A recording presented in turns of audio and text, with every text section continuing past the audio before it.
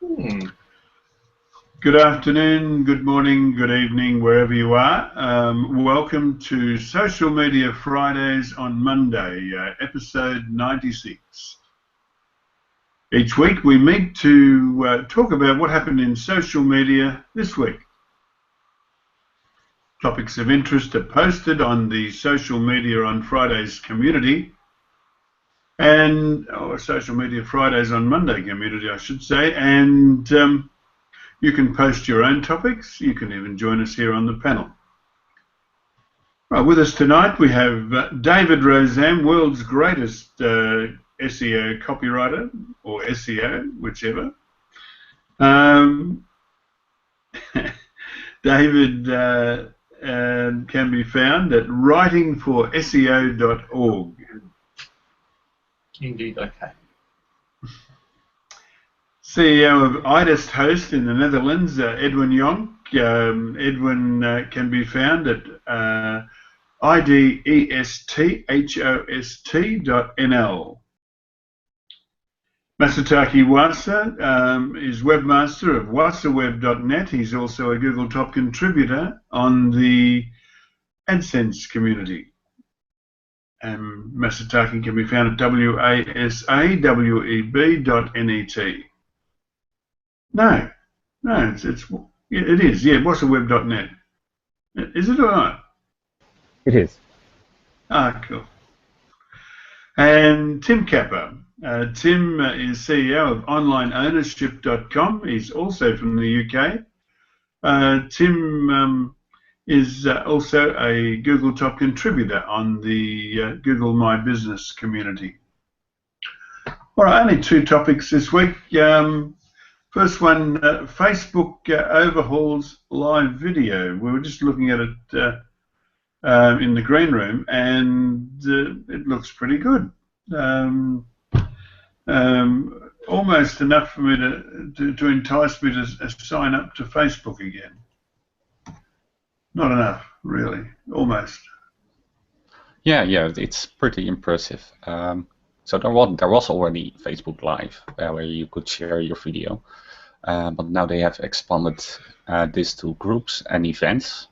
So you can have a Facebook Live for a specific group, so that you don't notify your friends who aren't in that particular group. And you also can add it to a certain event. So that's a nice option. Within the Facebook Live, there is now live reactions. It's not really live. There's a delay around 5 till 10 seconds. So if you're talking, then maybe people are reacting to something you said a while back. Replay comments. Facebook will now replay comments as they happen during the live broadcast when people watch it later. So that's nice. Live filters. There are some filters you can set up to personalize your broadcast. For example, some coloring. I think you can even write something. You can invite friends. That's quite powerful, right? If you can send out notifications to people. So if you go live, people will get a notification.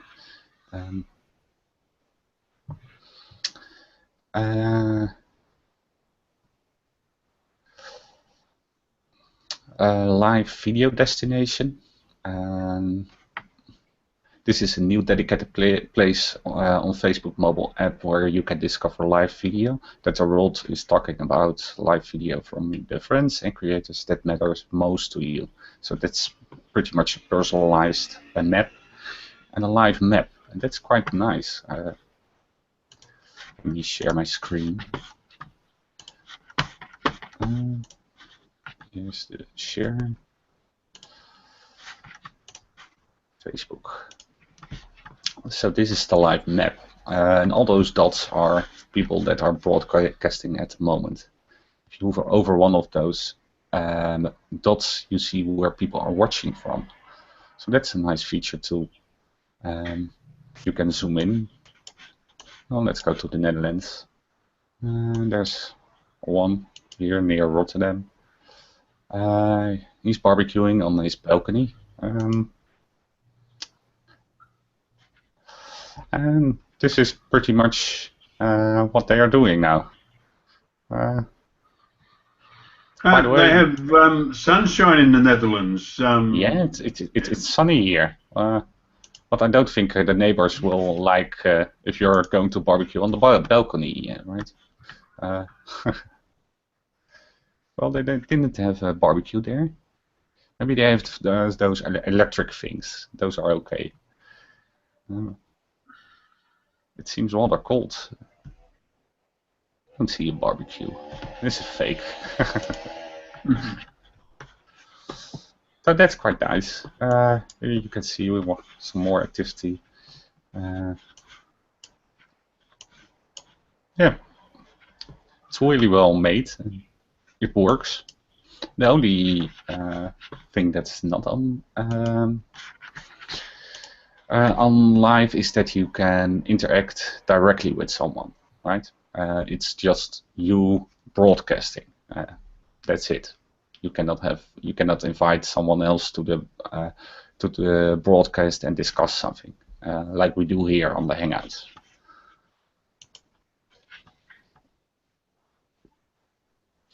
That is Facebook Live in a nutshell. Okay. Thank you, Edwin. Did anybody else? It's really an exciting feature. It's a pity we don't see some initiative like this in Google Plus. Well, they have Hangouts, right, in Google Plus, and Hangouts is even more. It's much richer, right? Besides what we do here, Hangouts on Air. Hangouts can also be connected to your phone number. I think it's only for the US at the moment. They support MMS, they support SMS. Facebook Live doesn't do that. Okay. So technically, Hangouts is way above Facebook Live if you want to compare it to Hangouts. But that map it's a connectivity. I mean, we having practiced literally hundreds of times. What are we up to? Episode 185 in Dumb SEO Questions, and episode 96 in Social Media Friday. So we've had plenty of practice. That's all we can do to connect sometimes. Yeah, that live map is great, but I think Periscope also has a map. Do you know that, David?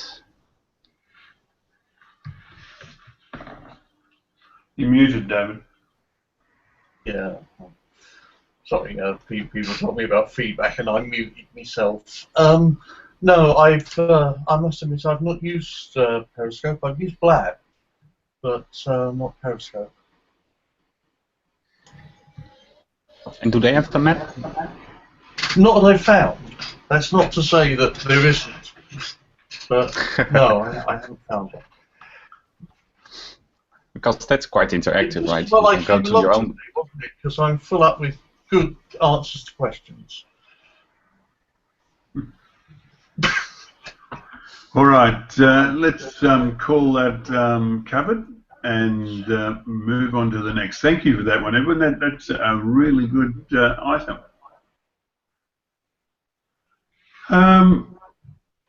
There are now 2,000 YouTube channels with at least 1 million subscribers. Well, that's not us. My son, I just found, I used to think, gee, he produces such quality work, and he's just not getting the views and the minutes. You know, like we're up to about 35,000 viewed minutes. But this year he's overtaken us. We are around about, I'm not sure how many viewers. But anyway, my son Elliot is killing us now. He's up to about 87,000 views. Killing us. Anyway,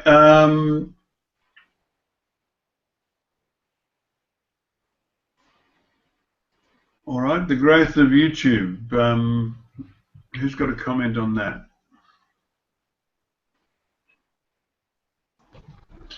Well, it's pretty impressive if you look at the numbers. In the article, they went to the Wayback Machine, and they found that in February 2010, there were 5 channels with more than, or at least 1 million subscribers. In 2012, the number was almost 70. 2 years after that, so 2014, it was almost 600, and now there are 2,000 YouTube millionaires, as they proclaim it. That's quite a growth, isn't it?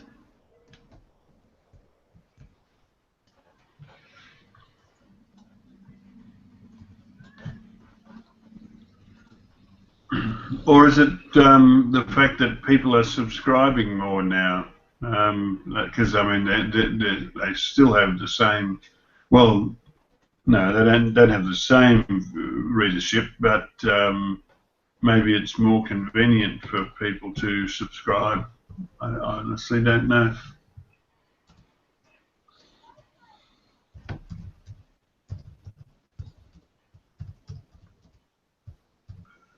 Any other comments on YouTube? Well, if you have 1 million subscribers, you probably make a couple of dollars, right? But I do see people with less followers, the so-called vloggers, and they really have to do product placements within their videos. Otherwise, they cannot live from the advertisement within YouTube itself. I think that's quite a problem. Well, Kim Kardashian seems to do all right. Oh yeah, yeah. Yeah, well, we're going well. I'm thinking of getting an armoured car to have my checks from YouTube delivered.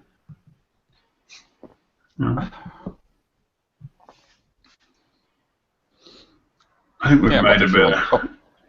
If you want content, if you want high quality content, you have to pay for that, right?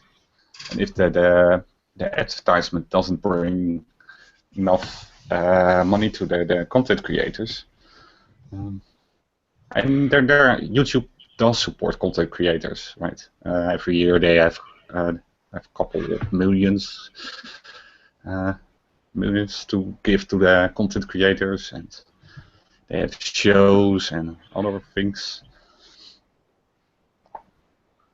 Yeah, and the share of advertising, I think YouTube is generous in its share to the people that produce the content. They give a fair share. I think it is 70-30, right? 30% for Google and 70% for the creator. No, or? Look, it might be. It might be for some. I don't think we get that. I think we get about 60%. But yeah. it's still, yeah, I think it's fair. It's just not much. No, that's the problem. Yeah, I think there's a general problem in that there is a lot more content now. So everyone's creating lots of things, and that growth has been huge. But the amount of time that people can spend on consuming hasn't really expanded that much. Of course, there are new people who haven't used internet before coming online, so that's getting bigger. But if you like, I think the competition for the eyeballs, I think that has increased because there is so much more content being created all the time. Well, I think for YouTube, people do watch more video, right? This streaming. Maybe, especially the young people, they don't watch TV that much anymore. They go to YouTube, right? Well, even the old people, I spend a significant number of hours on YouTube. Oh, you and your Russian dash cams. Yeah, Russian dash cam, prank versus prank. What else do I watch? I watch poker games. I think I've looked at all of the poker around the world, and nearly all of the games I've watched. And we're talking, like scores of hours, if not hundreds of hours.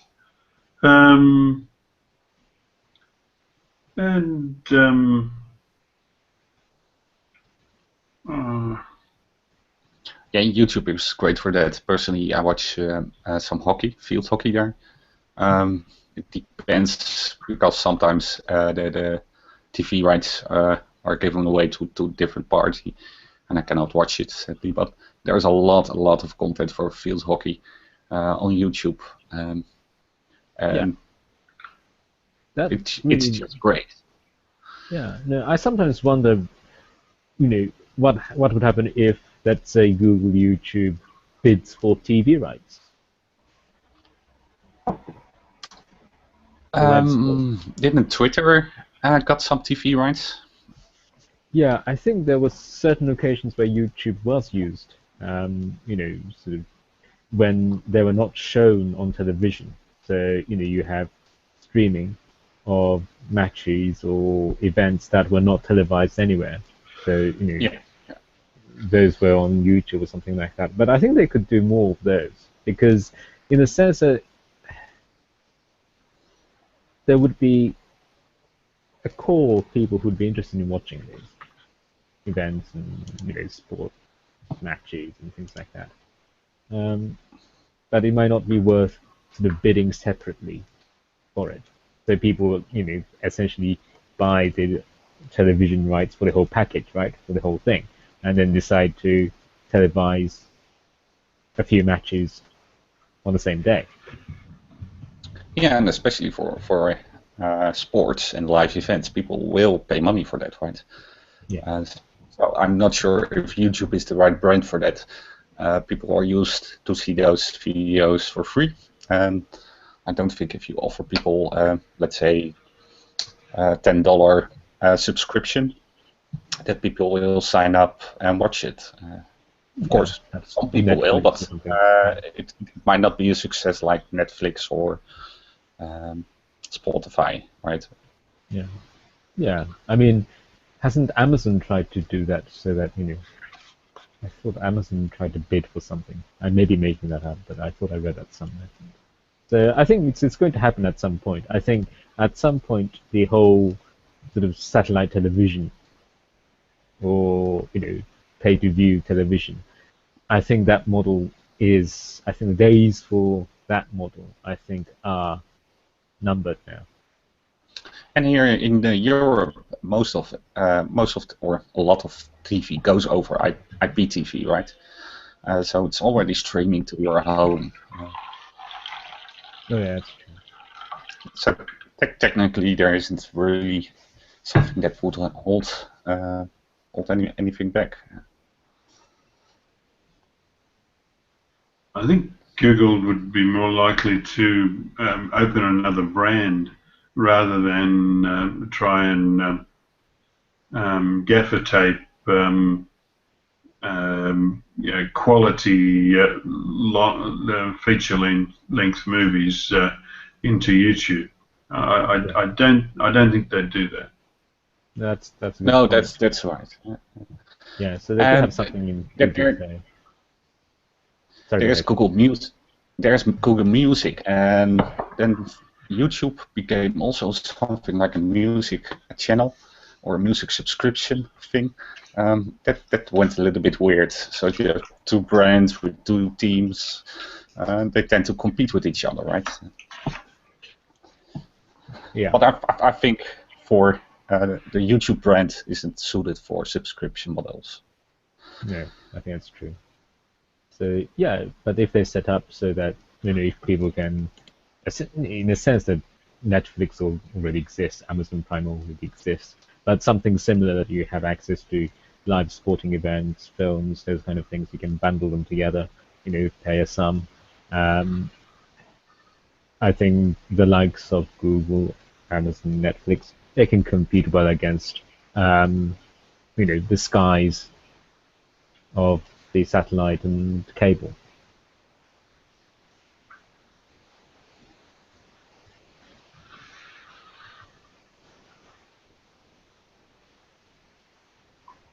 Okay. All right. Have we covered this one? All right. Now I know when I click this button, it's going to say thank you for watching, but I was just wondering whether I should ask you guys whether we should also talk about Google Plus tonight. I mean, I think I remember the day that Google Plus died, and I was just wondering whether Google had understood that they've killed something that was good. I mean, when was the last time that you saw on Google Plus somebody, apart from Tim Kappa's valiant efforts, of course, and Masataki, posting, I see that, but generally content is not landing on Google Plus to the extent.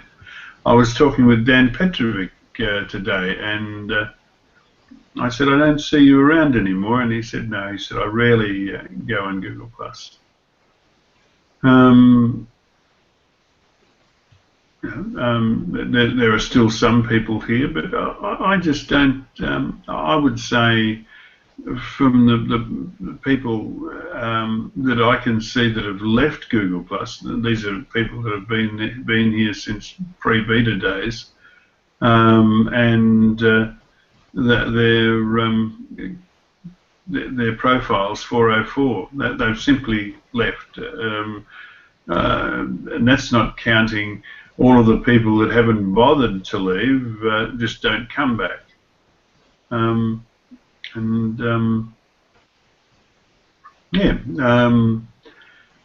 I say, I remember the day that Google Plus died, and that was when I was at a barbecue. Dan Petrovic invited me up for a barbecue, and present were Dan and Alistair Lattimore, Angie and myself, and it was certainly an occasion which would normally be shared on Google Plus. Dan put on this magnificent spread, and in his new house, all photo worthy, and yet I didn't, Alistair didn't, Dan didn't share anything. And I think that was the day that Google Plus died. I realised that there's no longer the compulsion to bring something to the table, because Google Plus is a ghost of its former self. Anyone else feel like me, or is it just that I'm morose? No, I think you're right. If you're on an engaging platform, right? People kind of expect you to post things every day or every now and then, and I think that pressure is gone, right? Yeah, and I think engagement has fallen. I really don't know, but I mean, because I sometimes post photographs, and if you do that, and if you get certain number of views, then it tells you how many views that image has generated. You know, year ago, 2 years ago, if I had posted animation or something like that, and got +1 or shared, that generated few thousand, tens of thousands of views quite quickly. At least it might not have huge amount of engagement, but at least that had been seen by quite a lot of people. Now it's hundreds at most. Even if the post is shared, or in some cases +1 by people with relatively large number of followers, it just doesn't seem to go beyond a couple of hundred or few thousand.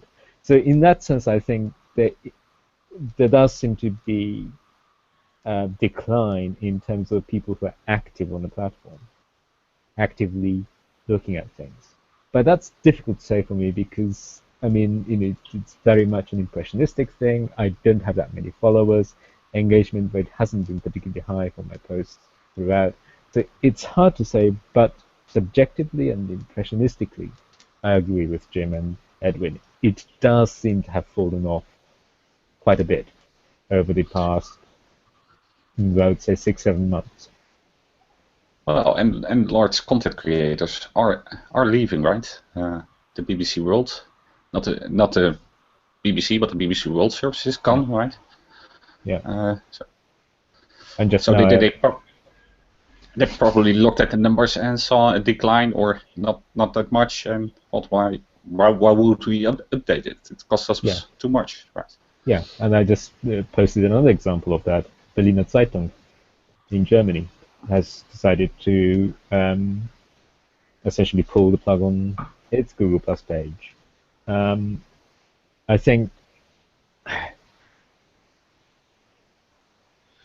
and they say, well, you can follow us on Facebook and on Twitter, and I think that they must have looked at the data, looked at the engagement, quality as well as quantity of engagement. But yeah, I mean, it's not worth it for us to spend our limited resources on Google Plus. We would get much better returns on Facebook and on Twitter. I think that was a similar reasoning for BBC World. And BBC is quite open because they do they sometimes publish quite a lot of data, how they use it, and so forth. On Google, not Google, BBC News website, for example, they used to have the Google Plus share button. It no longer has that. Instead, it has LinkedIn. I think it has email, Facebook, Twitter, and LinkedIn. So again, they must have looked at the data and said, it's a news site. People have professional reasons, perhaps, to share things. And LinkedIn's probably more of a natural platform for that demographic segment. So I think that it's been happening. I think there has been quite a bit of retrenchment, if you like, by many publishers. They are not spending as much time or effort or money on Google Plus because I think there simply hasn't been enough engagement or leads to justify expending that kind of effort. So where does the blame lie? Because the momentum was there at one stage. Things were growing. People were posting. People were sharing quality content. I remember when Google was in the Google Plus was in the pre-beta stage, that there just wasn't enough time to sleep. There was just so much being shared that by so many people that it was hard to find enough time to sleep. It was a feast. I think in the end, Google Plus hasn't managed to get the critical mass, if you like. it But didn't hasn't been. we? Didn't we? Sorry to interrupt, Masataki, but didn't we see in that graphic last week on Social Media Fridays that it's ahead of LinkedIn. Actually, let me find that graphic, and I'll come back and interrupt you again. I apologise for interrupting you. No. Let me look. Yeah, I think is it the active monthly user or something like that. I mean, the problem with those metrics possibly is that if you have a Google account, and even if you don't use Google Plus essentially at all, if you go to plus.google.com, that will count as an active user, right, for that month, once a month.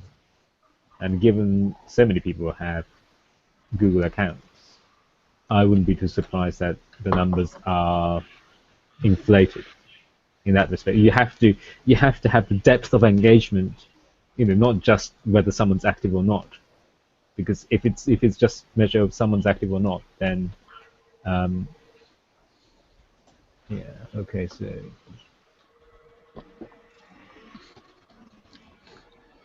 LinkedIn is ahead.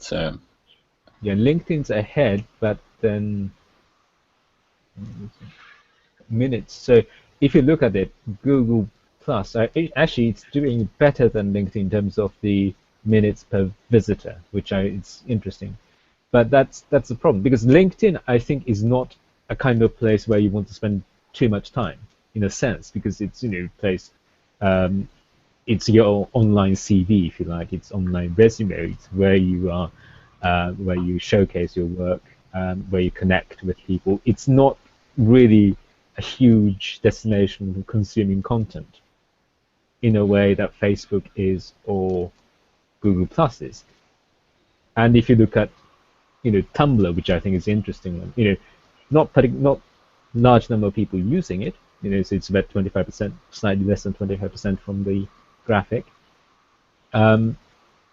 but it's about 200 minutes, reaching to 200 minutes, whereas Google Plus looks like sort of 50, something like that. And I wouldn't be surprised if you look at this graph, that if you expand the age to, let's say, 55 or 60, that Facebook is even farther away from Snapchat and Instagram and Twitter. Yeah. Yeah, because that makes sense. So yeah, I think again you look at it, and the problem I think for Google Plus has been that it's trying to be everything, and it hasn't quite established what it is. LinkedIn, you're there because you want a job, essentially, or you want to connect with people. It's a professional network. There's a clear reason why you want to go to LinkedIn. Instagram, the same thing. Pictures. That's it. Pictures, right? It's quite clear what you do with it, in a sense that there isn't much you can do with Instagram, but to post pictures and comment on it, so on and so forth. But it's very clear what you do on it. Same with Pinterest, I think. It's picture again. Tumblr, where you blog. There could be picture, there could be text, but it's a blog. Snapchat and Vine, again, I think there's a clearly defined reason why you're there. Twitter, because of the platform, it's quite restricted in what you can do. It's that 140 character thing. So, however much Google says Google Plus isn't Google's version of Facebook, it is trying to be that department store, not a specialized shop on the street. The problem is that there's a huge, huge, huge department store called Facebook,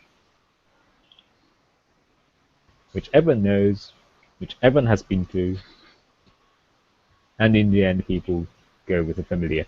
And they're more likely to meet other people they know on Facebook than on Google Plus. And I think that comes back to the critical mass argument I was making, in the sense that it hasn't gained enough people so that Google Plus can be tapped into the real life networks.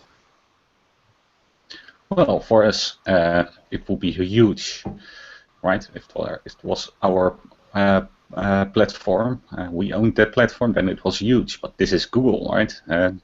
For Google, you have to get much more than Google Plus to be a success, right? To be next to YouTube or Google Search, you have to have a product that is quite large and with a lot of users. Otherwise, they will remove you. That's interesting. I wonder why they didn't include YouTube in that graph. It would probably be somewhere near Facebook. That'd be my guess. They should have. I mean, because YouTube is a social platform. You comment on each other, you follow each other's channels. It is a social platform. And arguably it's the best social platform that Google has. And that whole mess of trying to integrate YouTube into Google Plus, that was disastrous. Stupid. That Just was stupid. Well, the commenting on YouTube was great, right? The commenting, the old commenting system on YouTube was horrible. Oh yeah. With so many trolls there, there was no way to really filter and stuff. And the commenting, which is basically the Google Plus comments, did a really great job. It did clean up. I think that's true. But the counter argument is that it doesn't necessarily have to be linked to Google Plus, and it's no. separated. They're separate again. So, and I think YouTube has become a better place for that. But yeah, I think it's been a very difficult time for Google Plus. And where do you go from now? Because, as I said, I don't think Google Plus has that critical mass to tap into people's real-life networks that Facebook does. If you know someone, the likelihood is that the chances are that that person is on Facebook more than any other social media platform. So if you want to connect with that person, Facebook's probably going to be the default place you go.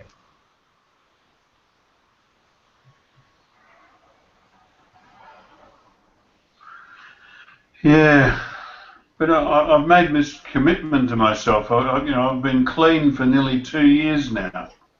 I cannot go back to Facebook. What am I going to do? And where does Google Plus go from here? Is the lack of features in the new version of Google Plus the problem? Is it the lack of the prevalence of anonymity that is there now? What?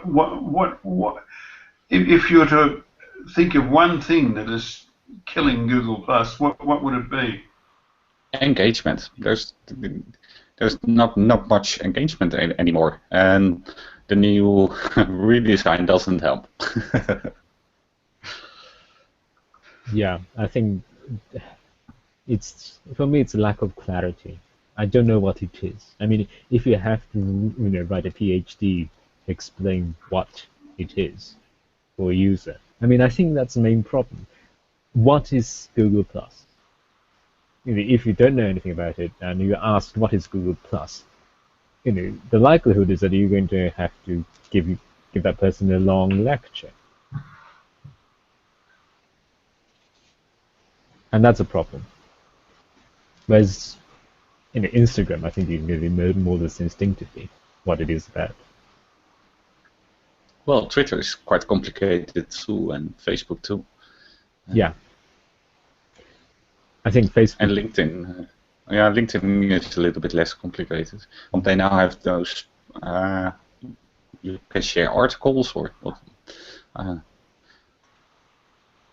Yeah, I think Facebook, in a sense, is that because so many people are on it, that there is, if you like, group familiarity, that people know what it is because they've seen other people using it. They know family members, friends using it. So And Facebook can do horrible things, and people will still be on Facebook because other people are on Facebook, right? yeah, exactly. Good on you. Tim Capper said he's not on Facebook. That's two of us, mate. Good on you. Ha. Okay, We- Edwin, we must set up a fan page for those two. No, no. The only Tim thing Kappa that's on Appreciation there Society. is my one thing for Chef's World, which, I mean, that was created before any other social ever existed. I don't update it, I don't look at it, just let it twiddle along. Can't be asked with Facebook. It is just such a drag. It's a drag on me, you know? It's like, oh. So yeah, Google Plus, obviously for me. You know, especially in the sense for work and SEO. I mean, there's loads of people that still post their stuff and you know their updates and their thoughts and insights. So yeah, that's always a good starting point. Twitter, I think, is just mental. I can't keep up with it. But yeah, I mean, I use Twitter, no problem. And LinkedIn's a little bit weird. I'm getting a bit better in that. But I tend to only hover over when someone's either endorsed you or wanted to, and then you go over and then spend half an hour just checking out what's gone on. But apart from like, if I wanted to go and look at something, I don't think I've ever actually gone there, apart from whenever somebody's, you know, messaged you or tweeted or contacted you or something. But yeah, you know, look, I think people get so freaking wrapped up in these social crap things. You know, go out and meet real people. Yeah, video it and put it on YouTube. I don't understand why, you know, people get so hung up about this bollocks. I really, really, really don't. Even in terms of business, you know, get a grip, because you know, unless you're a multi-gazillion freaking £1 million organization to pay some other soppy or other sad buggers to manage your channel for you, in terms of a small business, yeah, you know, you pick the one that you feel best works for you, and you know, have a go at it. You're not going to, you know, just because you use social, as a small business, your turnover is not going to increase by £2 million a year. You know, be honest with yourself. All those dickheads out there that are pumping social media, oh, how to increase your business. Oh, let's face it, if you're a local shoe shop, you're not going to increase your turnover by 2 million quid just because you're on frickin' social media. Get a grip, yeah? No matter what these so-called, you know, social media gurus tell you, forget it. You know, get real. There's only so many people in your town that want to buy a pair of shoes. So, you know, use it how best you feel in that sense, but obviously you need to pick a channel and, you know, play around, see what works for the business. You know, do you have a bit of a following? You know, can you find some engagement with other people in the industry? It depends on what you want to do, but in the sense of the normal local business actually having a presence, yeah, fair dues. Or is it going to like exponentially increase your sales? No. So find what works best for you, where you can have a bit of a presence, where people can see the business, etc. You know, but otherwise, I just think go out and actually go to the pub and meet a human being and have a pint with a human, not with your What little... about Well, what about old people like David Rozan that don't get out much? Well, you know, look, there's winners and losers in this, man. Well, for that shoe store, Facebook can increase your sales, right? Because you can advertise on Facebook quite well and quite targeted to your group of people, and Facebook knows a lot about their users. So Yeah, but if you have a certain model for a certain group, right? If this female okay, or this is male. but this is the thing. So you've also got to understand frickin' advertising in the sense that so you've also got to look at that as, is this shoe shop hand making bespoke individual shoes, or are they just normal retailing other shoes you can purchase elsewhere? Because if you're advertising on a normal shoe that you can purchase elsewhere, right? Someone may see it and go, oh yeah, well I want to buy one near me, and then they just search online for that kind of shoe and they purchase it near themselves, because 62% of all mobile purchases look for a local supplier or a shop that they can actually go and purchase it. So actually, you're just freaking advertising to someone else. You're advertising for that other product. You've really got to look down at, how many people in your area would actually be interested in purchasing this particular shoe from this brand. You know, unless it's totally bespoke, unique, can't find anywhere else, then I can say, yeah, fine.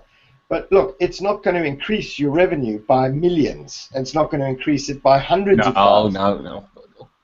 You know, Well, I'm saying, but, you know. But if you have a teenager that likes Nikes, then it's more likely that he or she will buy Nike shoes, right? So then you target. But my teenager is going to look online.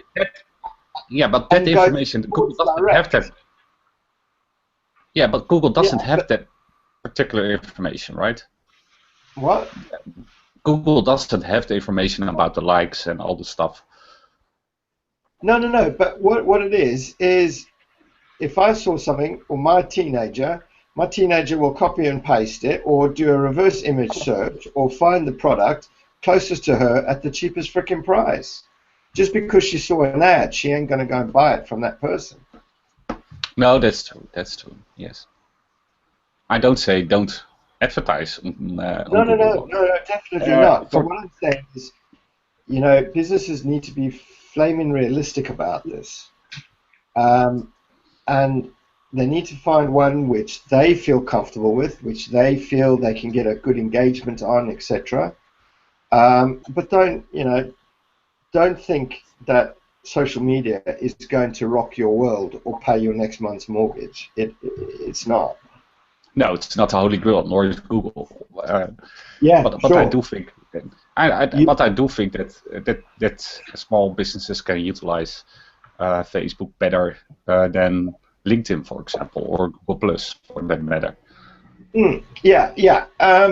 A manufacturing business, I would say you would look at LinkedIn rather than like Facebook, because that's, you know, more businessy types. That's where you make your connections, and your sales reps would, you know, meet more businessy type people and things like that.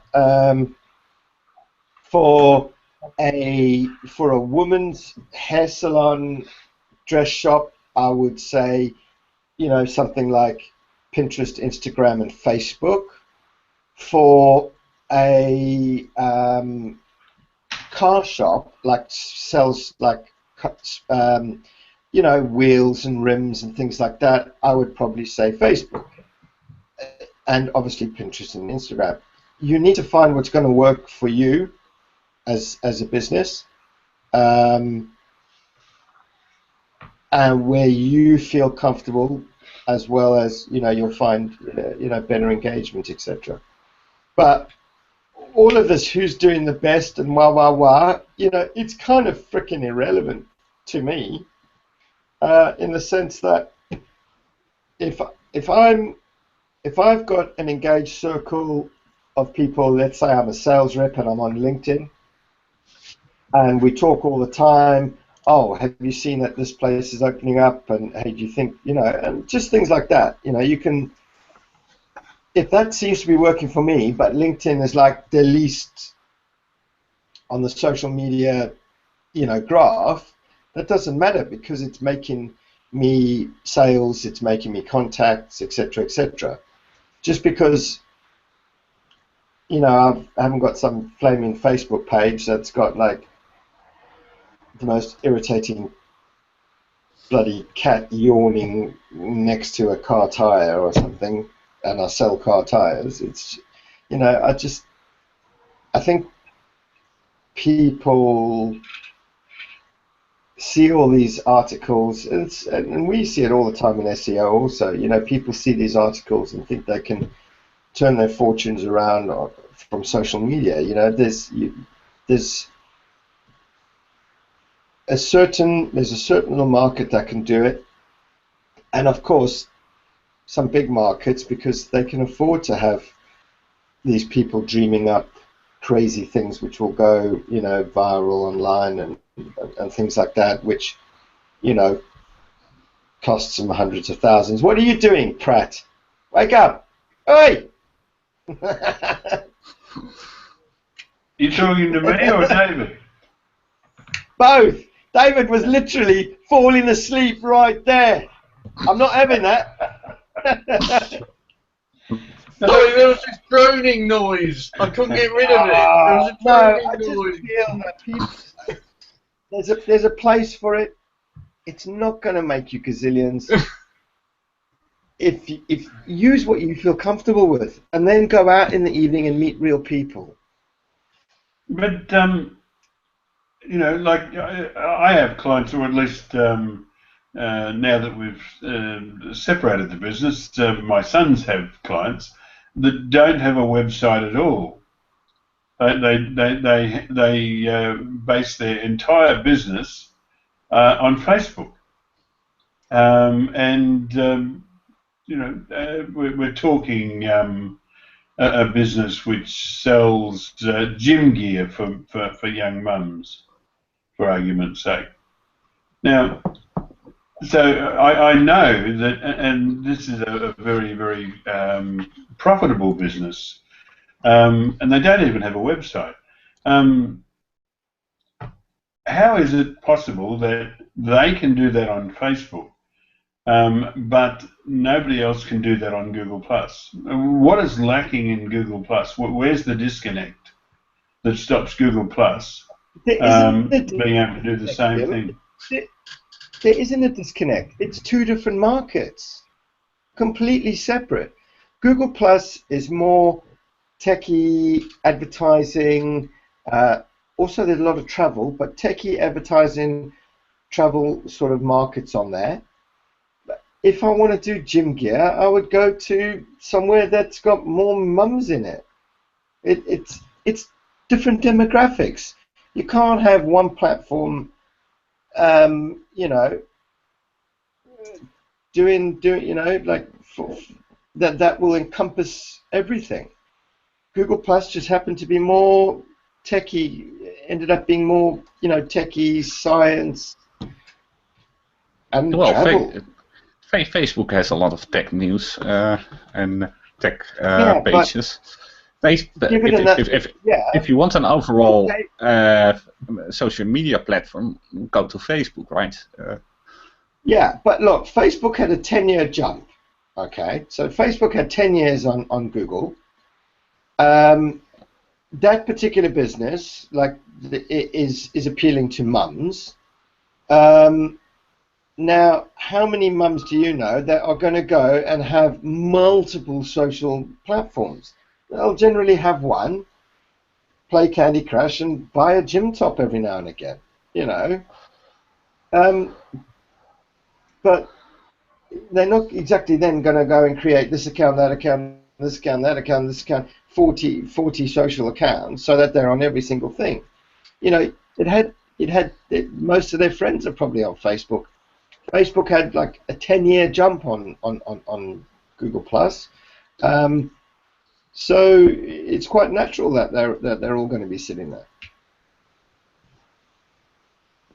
Yeah, the only reason I'm on Facebook is that my friends and family are on there, and you know, it's if I want to have a jokey exchange with someone or find out what the hell they're doing at the moment, Facebook is the place because that's where they are. I must have said this on one of our hangouts on air, but I think of Facebook as a pub I don't like, but the people I happen to want to go and have a chat with are hanging out in for some unbelievable and non-understandable reason, you know.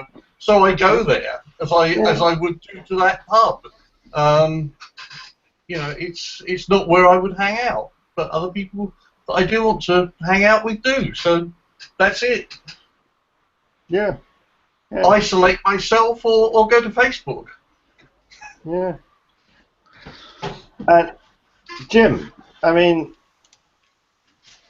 would you honestly say to a business, go and run it solely on Facebook and not even have a presence in search results? That's like... I would never set out and say that to somebody, but I'm just saying I see the evidence of people that are succeeding on Facebook. Yeah, but that's like it's a bit scary for me. That, you know, for a business, I would, you know, even a bloody holding page, you know, for your local area, you know, just for your local, you know, gym groups and mums in the area, you know. Okay, unless you live in a town with 40 people in the outback, you know. But I'm saying, you know, even just a holding page. I mean, whoa. Yeah, sure. You would fill in Google My Business, but I wouldn't advise them to be quite active on Google Plus.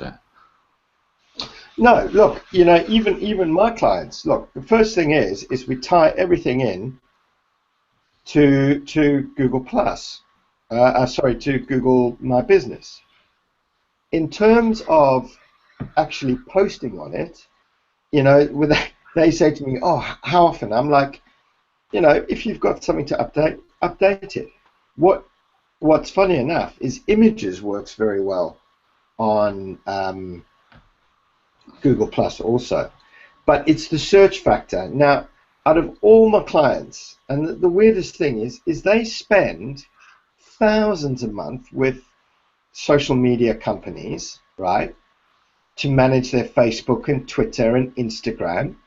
But at the end of the month, and this is what never makes sense to me, because at the end of the month, when I pull off the insights from Google, from their business pages, their direct clicks from search, so it's either in the direct knowledge panel or from the 3-pack or from a map search, their actual visits are almost 500% higher than their other social media accounts where they're spending thousands a month on.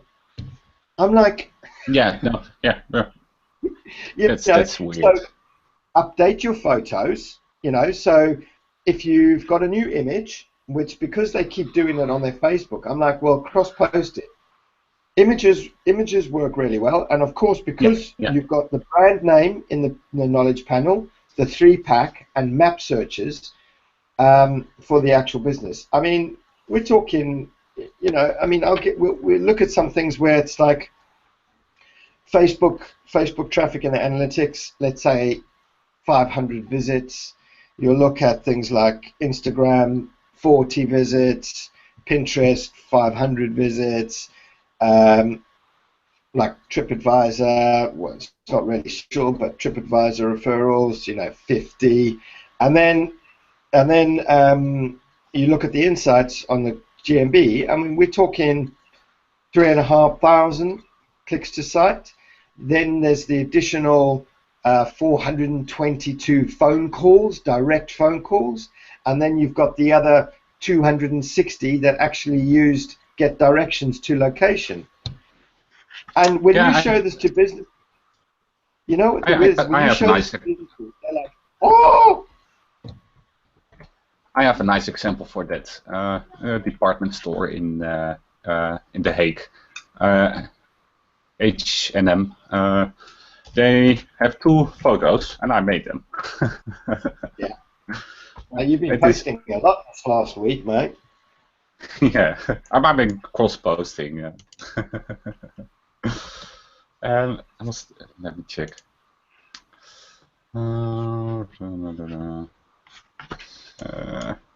It's a really nice store they have there. It's a store and a department store back from. They have three photos now. And also, what businesses also get wrong is when they look in their analytics, where they see their social media and it says Google Plus and it's like 5, that is only from in Google Plus. That is not the actual traffic from search, maps, directions, phone calls. That's all completely separate, and it's not provided. No. So when they this is a huge department. This is a huge department store. This is the old Maison de Bonneterie. It's quite famous here in the region. They went bankrupt and H&M took over the place. It is huge, right? And the images they provided are not from them. They are from people on Google Maps, right? Yeah. I uploaded 2 and someone else uploaded another. And they must have paid millions for this building, right? I know. And then they don't upload images for this particular store. And this is a huge brand. I don't understand that either.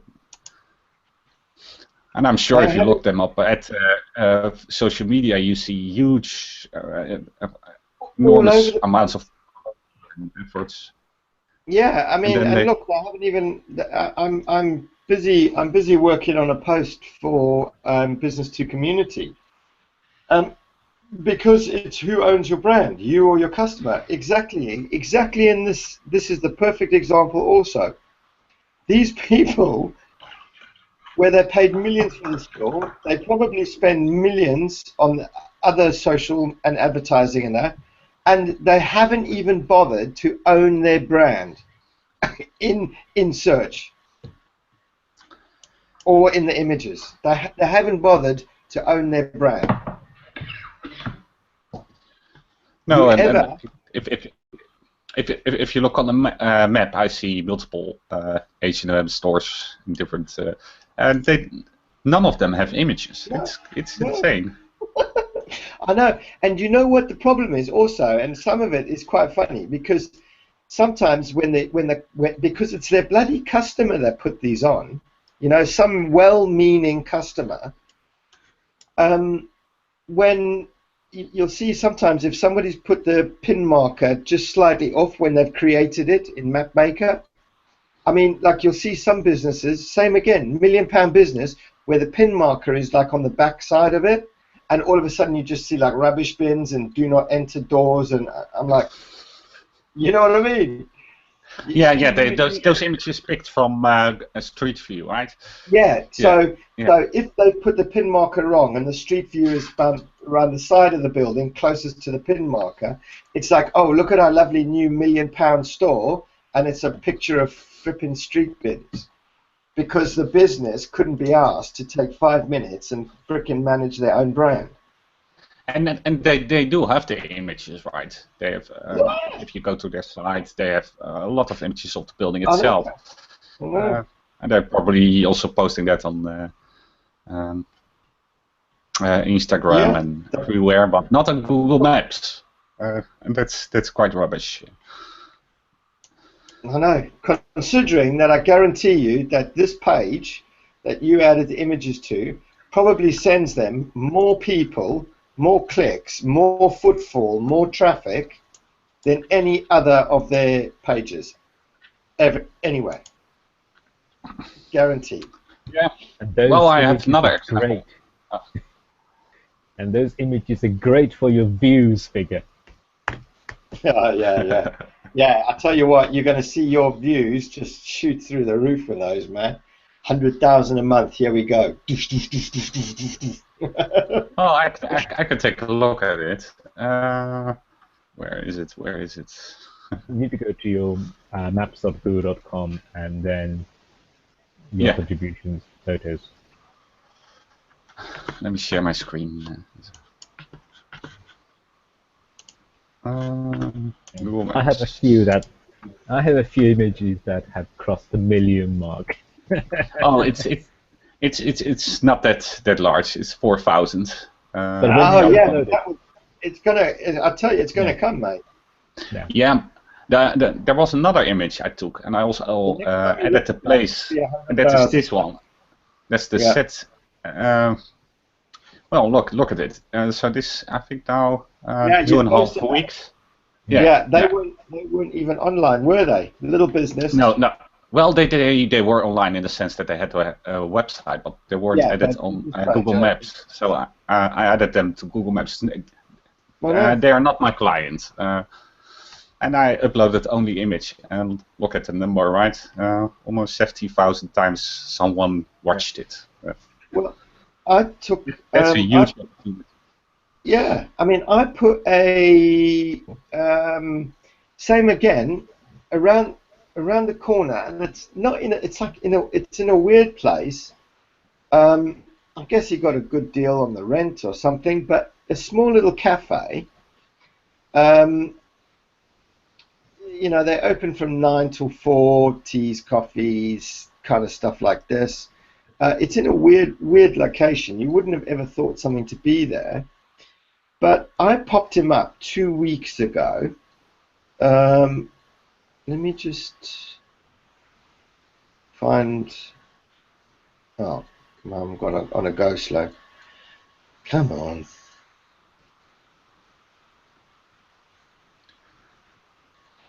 Oh yeah, there we go. I popped four images of the place, and I popped him on maps.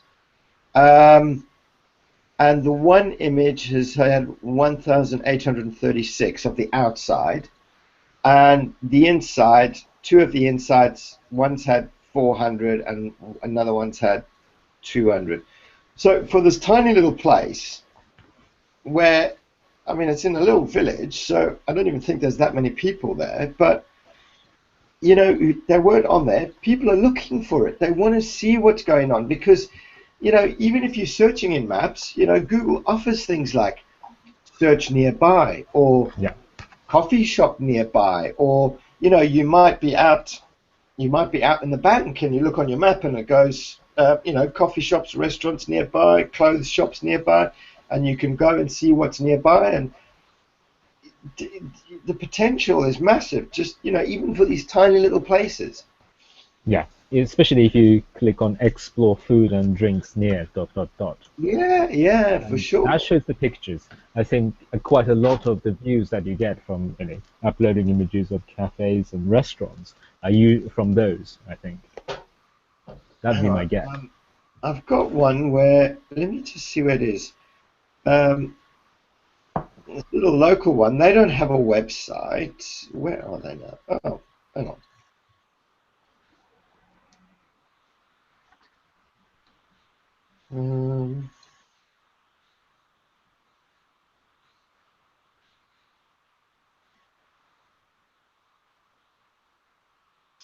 Oh yeah, so this is a little coffee shop up the road from me in like a different one, but in the old village, which is literally a high street. I think there's a hairdresser there. There's a little shop. There's a fish and chip shop. They don't have a website. Let me have a look at their insights for this one. They don't really update a lot. They tend to just pop a they tend to just add images. Right, so for this 30 days insight, 2,500 people viewed them in search. Nothing on Google Plus page, nothing on a Google Plus post, and another 2,500 in photos. They don't have a website, of course, so there's no clicks to website. Out of that, there were 300 for driving directions and 89 phone calls. No website, little coffee shop with, I think, about capacity for about 20 people. 2,500 people viewed them in search. It's That's amazing. more than the population of Corby. yeah, right, yeah, Jim. No, about 60,000 short, Jim. But you know what I mean? It's like these kind of things that... Now, if people were looking in the analytics, obviously she doesn't have analytics, doesn't have a website, but if people were looking at analytics, literally in analytics, they're in the social section, their G plus thing would for this 30 days would show 0. But in all reality, you know, when you go down to the search, you know, 2,500 people.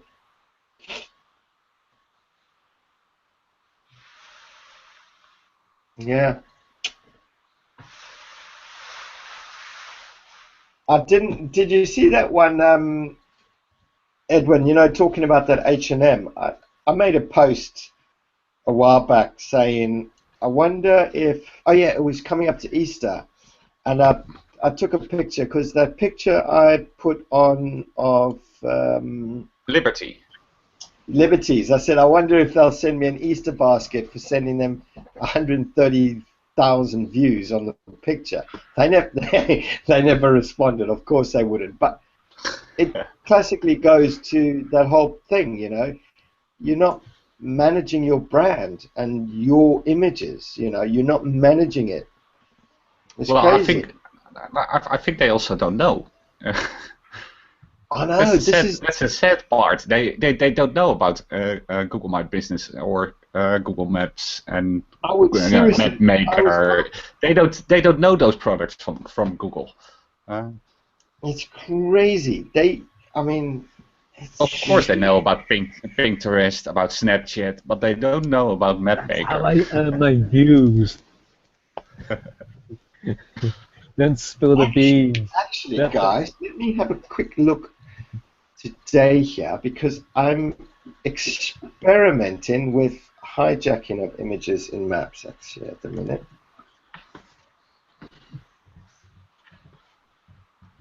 Because now that they've integrated on images, you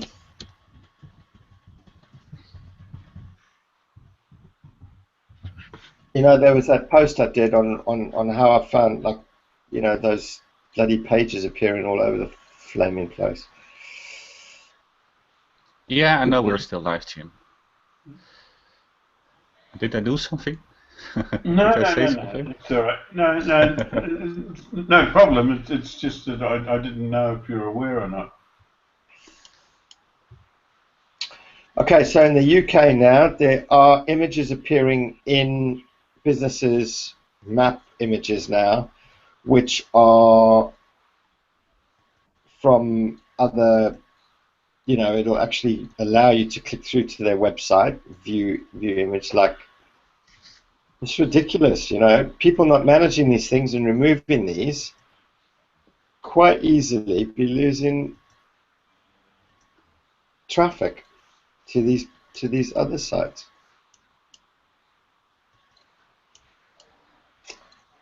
No, and is the image then hot linked, or?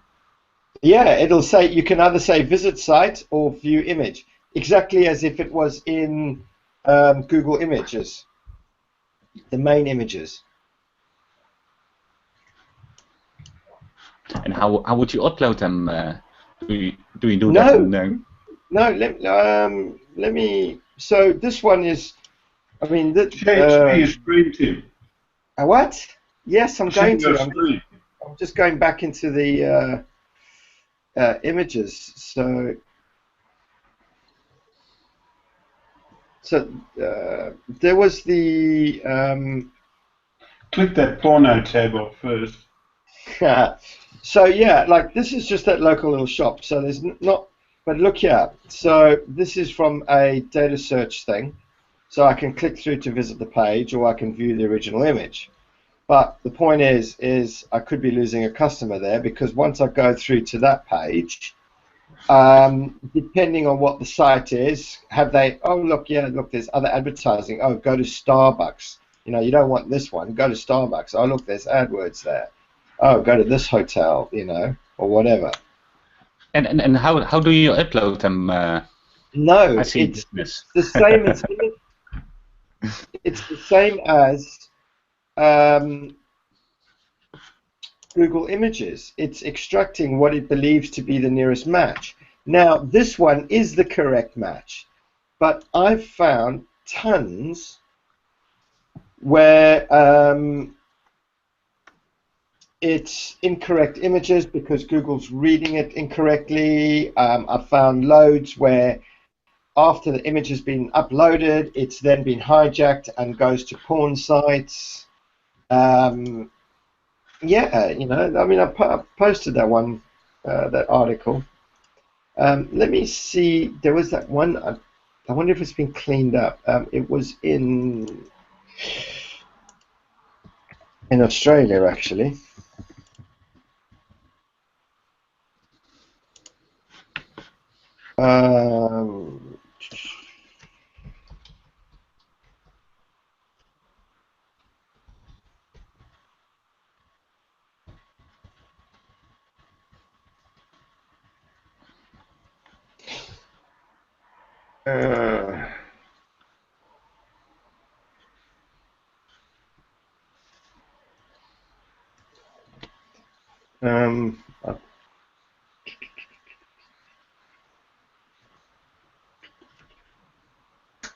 I've got to find that post. I wonder if it's well, have been cleaned up.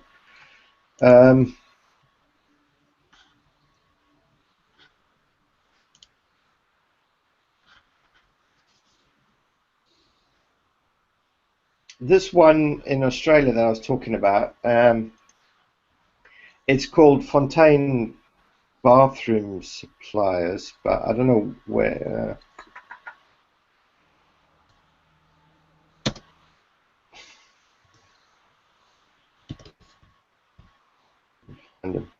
Anyway, because of the way they spelt it, it's not fountain but fontaine.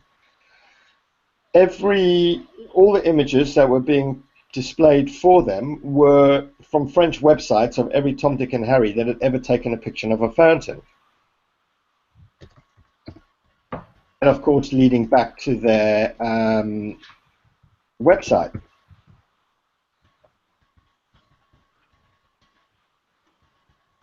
So you have no clue how Google got this wrong.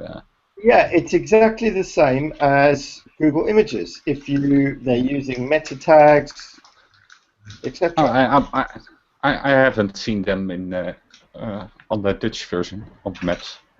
Well, it'll probably start appearing at some point. Yeah. I mean, that company must be making quite a bit of money from AdSense, the local data. Yeah, I think so too. Yeah. Because I've seen. Let me quote you from. Go ahead. Go ahead, Nastake. Yeah, I was just going to say that because I'm seeing that nearby. Because sometimes it's the only photograph that appears as the result, I think. So they have Street View and then this photograph, and then sometimes So I've been adding images as well, and then I sort of I have to compete against that local data search people, but. I don't know what the click-through rate is, but if they're doing it everywhere, because they're doing it down here in London, and everywhere goes, so Wandsworth, Wimbledon, so on and so forth, everywhere, they actually have that. So Your mic's on, Tim. No, he has muted himself. So and if they're doing it in Corby as well, so it's nationwide. So potentially, that's a huge amount of clicks. And even if the click-through rate's pretty small, and then the click-through rate on the ads is small, still, they might be making a tidy sum. Edwin, you're going to say something. Yeah, I wanted to quote Tim's article. Basically, 2 months ago, give or take, Google Maps started displaying images from web pages as photos for local business places and business in Google Maps. However, it seems that the understanding of certain web images and how they are related to a local business are horrible. So yeah. Yeah, it's hit and miss. I mean, I haven't seen really egregious cases, but I don't know where the third-party website is sourcing their images. It would be hugely cumbersome and arduous effort to photograph every single business and creating a page on it and uploading it.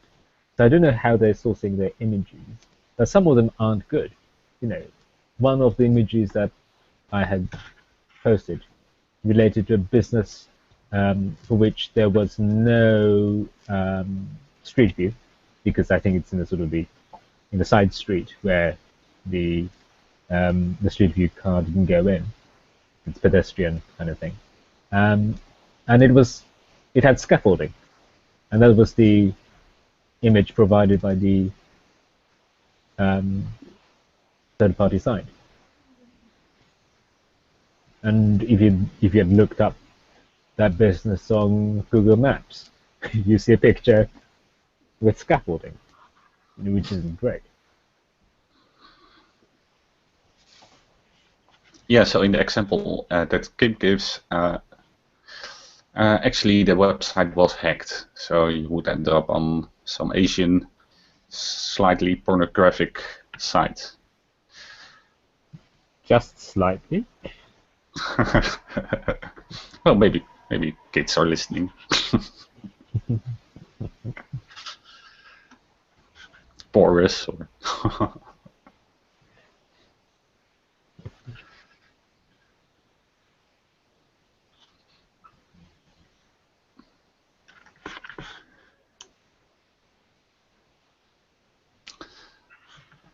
I think we discussed this, Jim.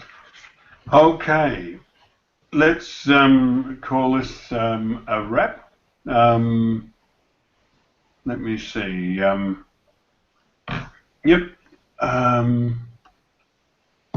We don't have anybody watching us at the moment, unfortunately. We did before. But when you're looking at this later, thank you for your interest in us.